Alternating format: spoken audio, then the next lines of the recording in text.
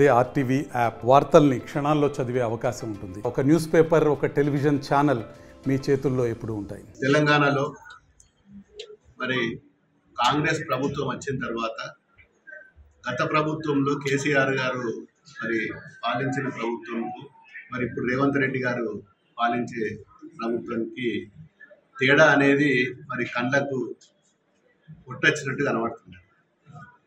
దున్నపోతు మీద వాన పడ్డట్టు మరి ఇప్పటి ప్రభుత్వం ఏ గ్రామంలో పోయినా మరి అస్తవ్యస్తంగా అన్ని డిపార్ట్మెంట్లు, ఈ డిపార్ట్మెంటు ఆ డిపార్ట్మెంట్ అని కాదు, ఆసుపత్రులకు పోతే ఎక్కడ పోయినా పొద్దున్న లేస్తే మాకు ఇప్పటి వరకు ఇంతవరకు మరి నేను 10 సంవత్సరాల నుంచి ఒక ఎంపీగా పనిచేసిన మరి జిల్లా మొత్తంలో కూడా మరి పూర్తిగా ఈ అడ్మినిస్ట్రేషన్ మీద కానీ, హాస్పిటల్స్ మీద కానీ, హాస్టల్స్ మీద కానీ, స్కూల్స్ మీద కానీ మరి పూర్తిగా అవగాహన ఉన్నది నాకు.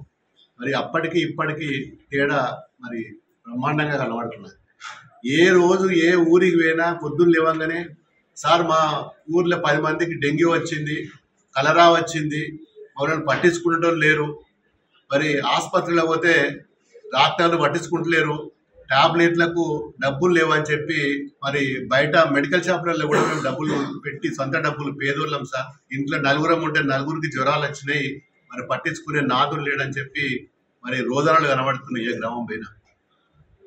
చిన్నపిల్లల నుంచి మొదలుకుంటే వృద్ధుల వరకు మరి పూర్తిగా ఆరోగ్యపరంగా, హెల్త్ పరంగా పూర్తిగా నిర్వీర్యం అయిపోయిన మరి మొట్టమొదటిసారి మా ప్రజలు కూడా అంటున్నారు, ఇన్ని సంవత్సరాలల్లా మేము ఎన్నో ప్రభుత్వాలు చూసినాం, 20-30 సంవత్సరాల నుంచి కూడా చూసినాం.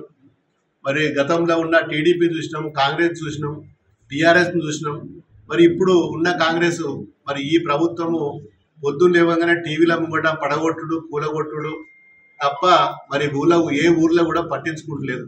సర్పంచులు పదవి విరమణ, సర్పంచులది పదవి కాలం అయిపోయింది, ఎంపీటీసీలది పదవి కాలం అయిపోయింది, జడ్పీటీసీలది పదవి కాలం అయిపోయింది. వాళ్ళ స్థానంలో స్పెషల్ ఆఫీసర్లను పెట్టి మరి గ్రామ సెక్రటరీలను పెట్టి నడిపిస్తున్నారు.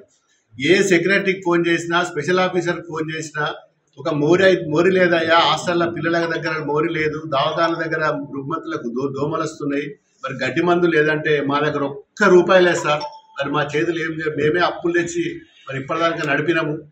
మరి పారిశుద్ధ్య కార్మికులకు కూడా జీతాలు లేవు, పట్టించుకునే నాదులు లేడు, గడ్డి మందు లేదు, వాటర్ ట్యాంకులు క్లీనింగ్ లేదు. మరి వర్షాకాలం మరి పూర్తిగా గ్రామాలు చెట్లు పెరిగిపోయి, పిచ్చి మొక్కలు పెరిగిపోయి, మరి దోమలు ఎక్కువైపోయి మరి చాలా రుగ్మతలు వస్తున్నాయి. మరి ప్రభుత్వం అసలు నిమ్మకు నీరెత్తినట్టున్నది. ఎవరికి ఫోన్ చేసినా ఒక ఆర్టీఓ ఫోన్ చేస్తే రెస్పాన్స్ ఉండదు, ఒక కలెక్టర్ తోటి రెస్పాన్స్ ఉండదు, హెల్త్ డిపార్ట్మెంట్ లో రెస్పాన్స్ లేదు. మరిన్ని వీడియోస్ కోసం ఛానల్ ని సబ్స్క్రైబ్ చేయండి, లేటెస్ట్ అప్డేట్స్ కోసం వాట్సాప్ ఛానల్ ని ఫాలో చేయండి, అండ్ లింక్ డిస్క్రిప్షన్ లో ఉంది.